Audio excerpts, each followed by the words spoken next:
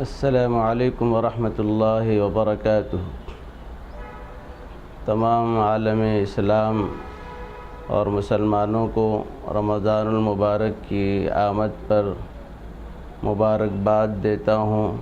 اللہ تعالی ہم سب کے لیے رمضان کی اس نعمت سے بھرپور استفادے کے اسباب پیدا فرمائے۔ رمضان کی اس عظیم الشان موقع پر میں آپ حضرات کے سامنے رمضان قرآن اور احادیث کی روشنی میں کچھ باتیں عرض کیے دیتا ہوں، تاکہ اللہ تعالیٰ مجھے آپ کو تمام عالم اسلام کے مسلمانوں کو عمل کی توفیق عطا فرمائے۔ رمضان سے متعلق قرآن مجید میں اللہ تعالیٰ نے اہل ایمان سے خطاب کر کے فرمایا، اے ایمان والو، تم پر روزے فرض کیے گئے ہیں، اور روزے فرض کیے جانے کا منشا یہ ہے کہ لعلکم تتقون، تمہارے اندرون میں تقوی آ جائے۔ تقوی کہتے ہیں ہر برائی سے اپنے آپ کو بچانا۔ اللہ تعالیٰ رمضان المبارک کے روزوں میں کھانا پینا اور جنسی خواہشات سے روکا ہے۔ اس سے اللہ تعالیٰ یہ پیغام دینا چاہتے ہیں کہ حلال چیزیں جو تمہارے لیے سال بھر دن میں کھانا پینا جائز تھا، میں نے اس کو حرام کر دیا ہے، تو اس حال میں تم کھانے سے بھی پینے سے بھی اور جنسی خواہش سے بھی پرہیز کرتے ہو، تو جو چیزیں ہمیشہ کے لیے ہم نے تم پر حرام کیے ہیں، اس سے بدرجہ اولا تم کو پرہیز کرنا چاہیے۔ یہ روزوں کا فلسفہ ہے۔ اللہ تعالیٰ فرماتے ہیں کہ روزے ایام معدودات، گنتی کے چند دن ہیں کہ بہت آسانی کے ساتھ تم رکھو گے۔ یہ روزے پہلی امت تم پر فرض نہیں کیے گئے، اس سے پہلی امتوں پر بھی روزے فرض کیے گئے۔ البتہ اس میں اتنی سختی بھی نہیں رکھی گئی ہے کہ ہر حال میں تم روزہ ہی رکھو، بیمار ہو، کمزور ہو، بوڑھے ہو۔ رعایت رکھی اللہ پاک نے، تم میں سے کوئی آدمی مریض ہو، ایسا مریض کے روزوں کی وجہ سے اس کی بیماری میں اضافہ ہونے کا اندیشہ ہے، کمزوری اور نقاہت ہوتی ہے، تو پھر دوسرے وقت میں روزہ رکھو۔ اور اگر ایسے سفر پر ہیں جس میں تمہیں مشقت ہو، تو پھر روزہ چھوڑ دیا کرو، دوسرے دنوں میں روزہ رکھا کرو۔ پھر یہ بھی بتایا گیا کہ جن لوگوں میں روزہ رکھنے کی طاقت ہی ختم ہو جاتی ہے، جیسے بہت سے مرد عورتیں شوگر پیشنٹ ہوتی ہیں اور شوگر میں اضافہ ہونے کا اندیشہ ہوتا ہے، یا کم از کم جو ہے اس کے اندر بیماری جو ہے کمزوری بڑھنے کا اندیشہ ہوتا ہے، تو شریعت مطہرہ میں یہ حکم ہے کہ وہ لوگ بھی روزہ چھوڑ دیں اور اس کی جگہ جو ہے فدیہ ادا کر دیں۔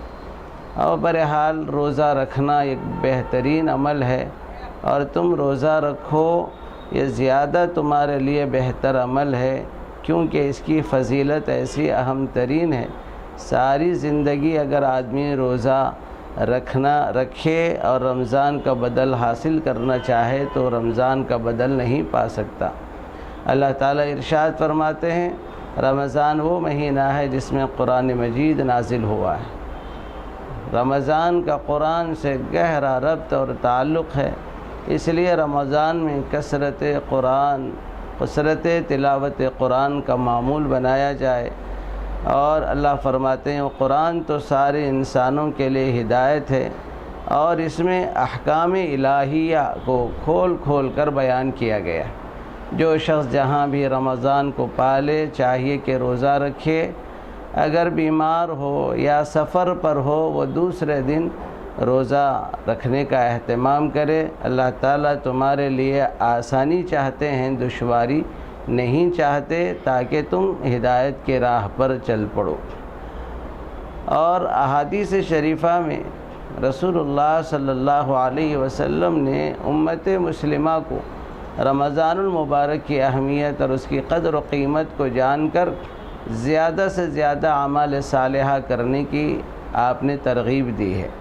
چنانچہ نسائی شریف کی روایت ہے، رسول اللہ صلی اللہ علیہ وسلم رمضان کی آمد سے پہلے شعبان کے آخر میں خطبہ ارشاد فرماتے تھے، جس میں ساری ہی انسانیت کو توجہ دلاتے تھے اس بات کی طرف کہ رمضان کو معمولی مت سمجھو، رمضان ہوا شہر عظیم و عظیم الشان مہینہ ہے۔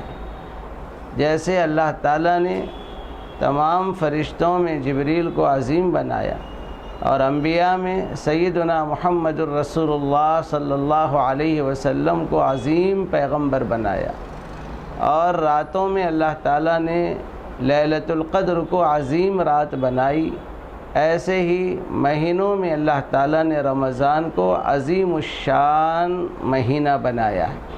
شہر عظیم، شہر مبارک۔ رمضان وہ مہینہ ہے جس میں برکتوں کی بارش ہوتی ہے، اللہ تعالیٰ کی طرف سے بہت سے روحانی اور معنوی اعتبار سے برکتوں کی بارش ہوتی ہے۔ شہر مبارک، شہر یزاد فیہ رزق المومن۔ رمضان وہ مہینہ ہے جس میں مومن کی روزی میں اللہ پاک اضافہ فرماتے ہیں، مومن کے لیے رزق کے دروازے کھول دیے جاتے ہیں۔ تو وہ لوگ جو نوکریوں کی تلاش میں ہو یا تجارت کے کھولنے کی فکر میں ہوں یا ملازمتوں کی فکروں میں ہو، خصوصیت کے ساتھ اس کے اندر اللہ تعالیٰ سے روزی کی سوال کیے جائیں اور عزت کی روزی مانگی جائے، کیونکہ یہ وہ مہینہ ہے جس میں اللہ رب العزت مومن کے روزی کے فیصلے فرماتے ہیں۔ شہر یزاد فیہ رزق المؤمن۔ اور یہ رمضان ایسا عظیم الشان مہینہ ہے، اس میں اللہ پاک نے ایک رات ایسی رکھی ہے جس کو لیلۃ القدر کہا جاتا ہے، قدر والی رات، قدر و قیمت والی رات۔ قرآن مجید میں اللہ تعالیٰ نے مستقل لیلۃ القدر صورت ہی نازل فرمائی اس عنوان سے، اور اس میں بتایا گیا انا انزلناہ فی لیلۃ القدر، یقیناً ہم نے قرآن کو لیلۃ القدر میں نازل کیا۔ وما ادراک ما لیلۃ القدر، جانتے ہو کہ لیلۃ القدر کیا ہے؟ لیلۃ القدر خیر من الف شہر، لیلۃ القدر یہ 1000 مہینوں سے زیادہ بہتر ہے۔ 1000 مہینوں کا حساب کیا گیا تو تقریباً کہ اگر کوئی بندہ وہ لیلۃ القدر پا لیتا ہے تو 84 برس عبادت کرنے کا اجر و ثواب پا لیتا ہے۔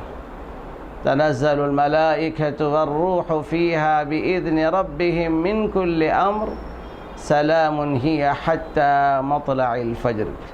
اس میں فرشتے، اس رات میں فرشتے اترتے ہیں، جبریل امین اترتے ہیں ہر امر خیر کو لے کر۔ وہ رات سلامتی والی رات ہے، اللہ کی طرف سے خزانے بٹتے رہتے ہیں، روحانی اور ایمانی اعتبار سے یہ سلسلہ صبح صادق کے طلوع ہونے تک جاری و ساری رہتا ہے۔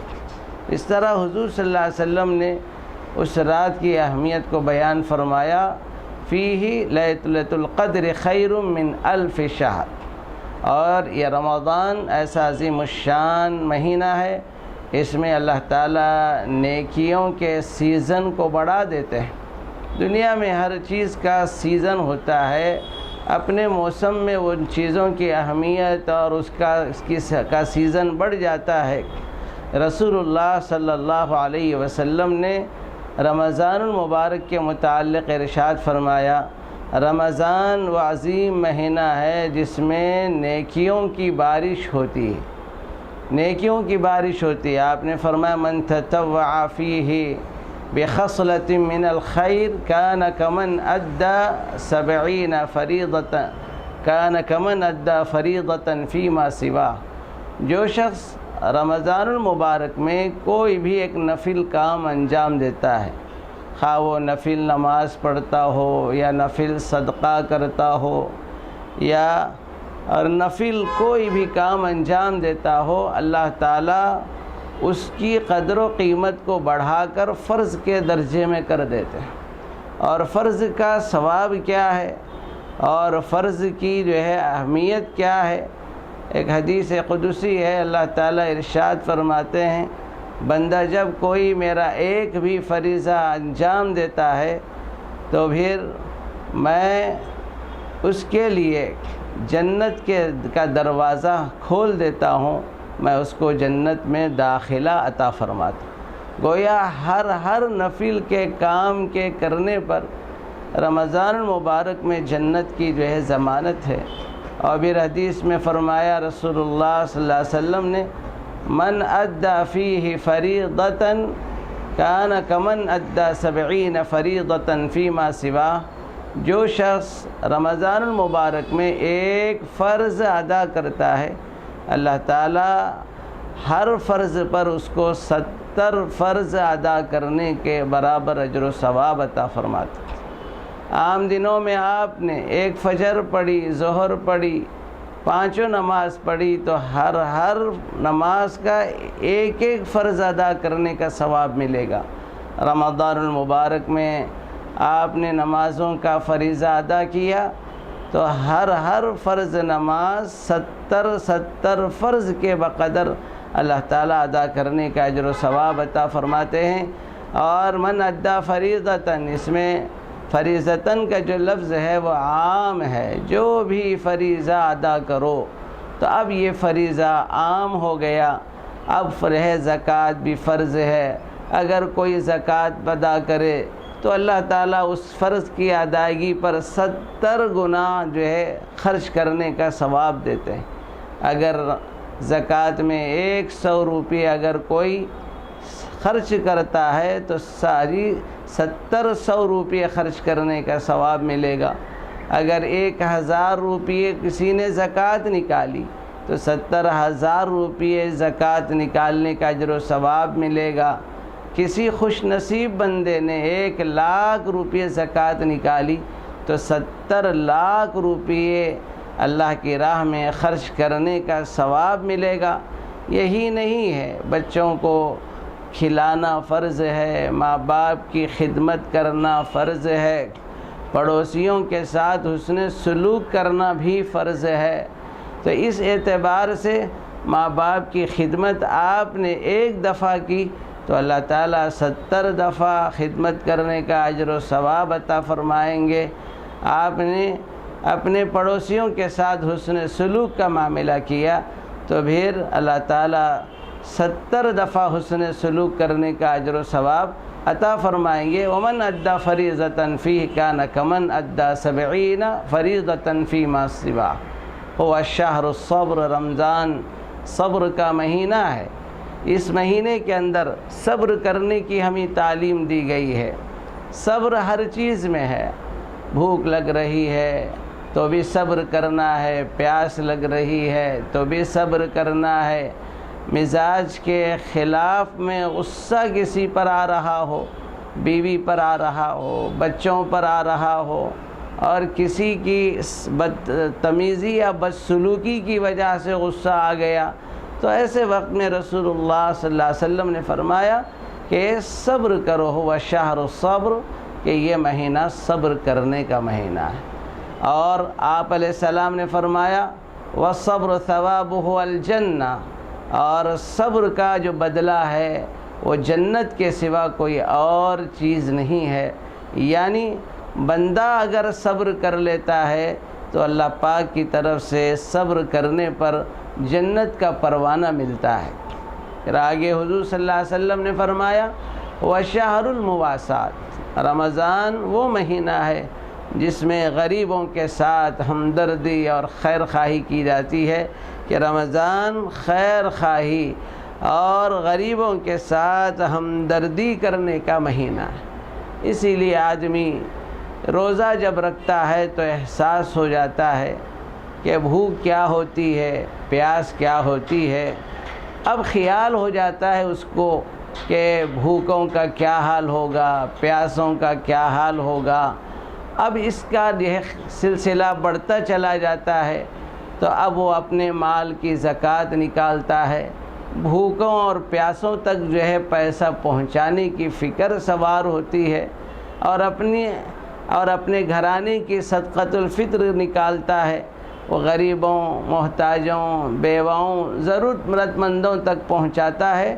اس طرح یہ رمضان شہر المواسات ہے، غریبوں کے ساتھ ہمدردی کرنے کا مہینہ ہے۔ اسی لیے بعض شراح بخاری نے لکھا ہے، رمضان کسی نے پا لیا لیکن اس کے اندرون میں غریبوں سے متعلق نہ ہمدردی پیدا ہوئی، نہ ان کی خدمت کا جذبہ پیدا ہوا، نہ ان کی کسی طرح مالی تعاون کا خیال آیا، رمضان چلا گیا، تو پھر اس کا مطلب یہ ہوا کہ رمضان تو اس نے پا لیا ہے مہینے کو، لیکن حقیقی معنوں میں اسے رمضان نہیں ملا۔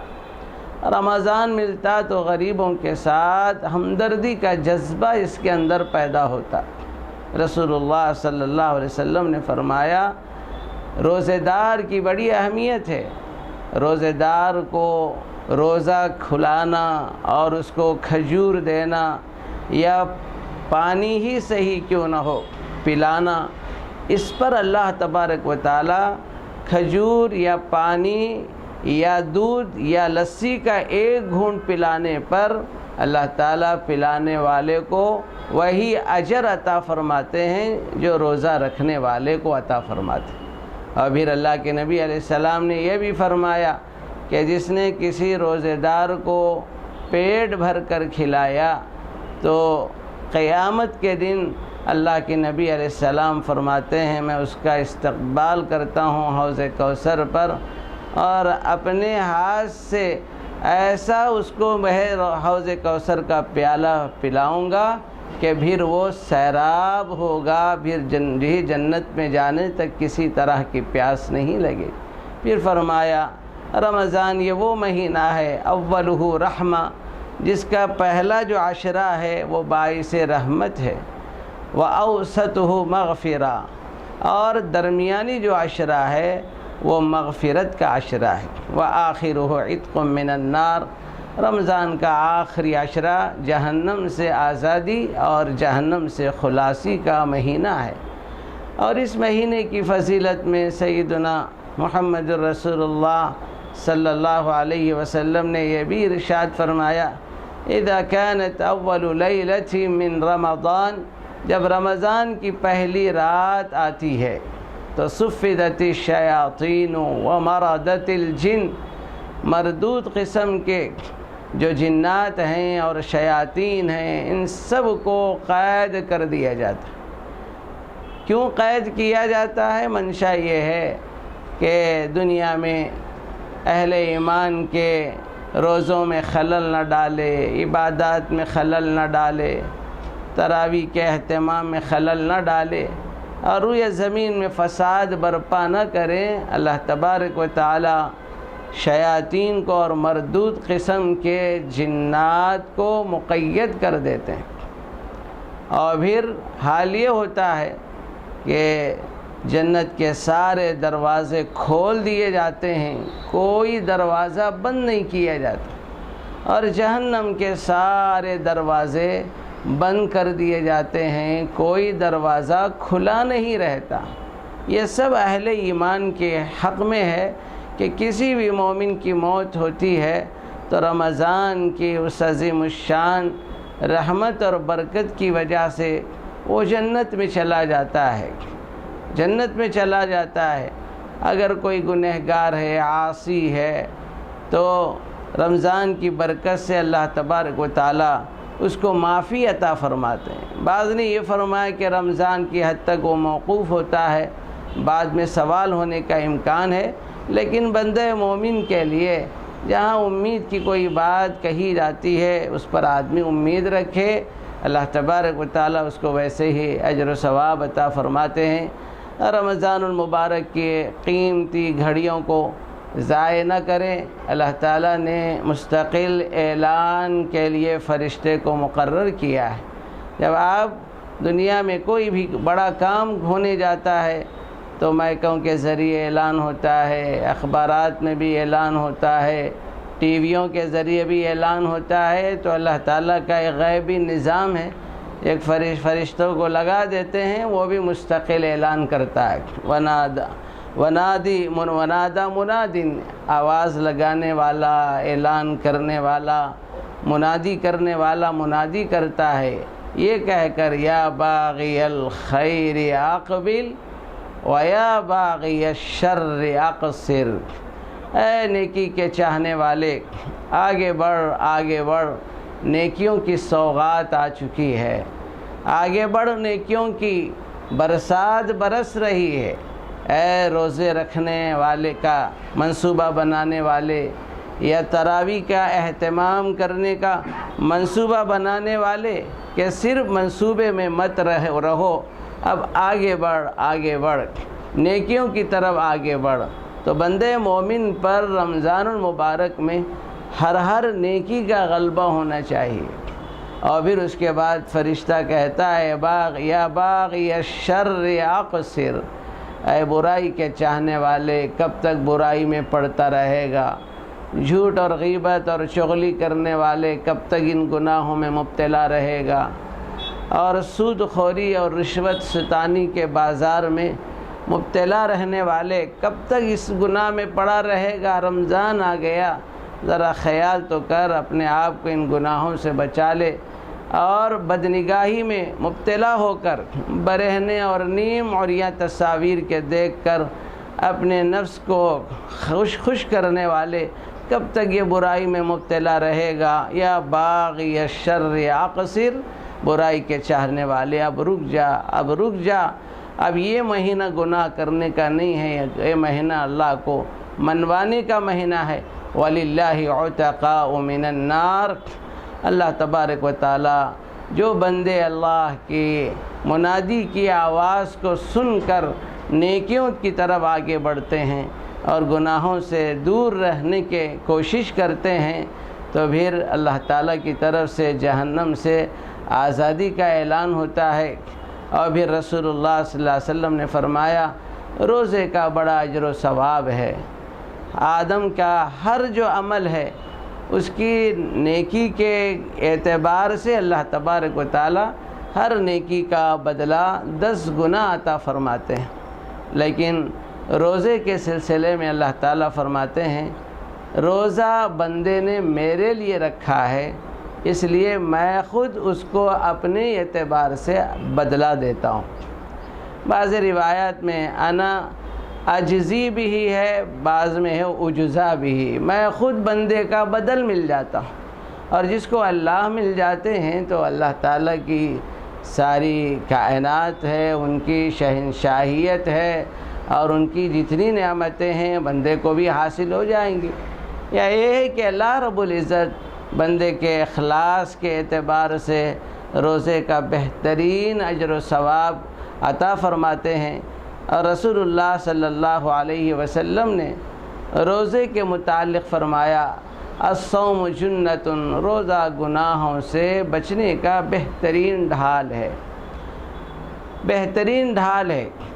تو جیسے کوئی تیر کے ذریعے سے نشانہ لگاتا ہو، کوئی تلوار سے حملہ کرتا ہو، تو اس موقع پر اپنے بچاؤ کے لیے باضابطہ ڈھالیں ہوا کرتی ہیں، کہ وہ ڈھال کسی کے پاس ہے تو وہ تیر سے بھی اپنا بچاؤ کر سکتا ہے، تلوار کی ضرب سے بھی اپنا بچاؤ کر سکتا ہے۔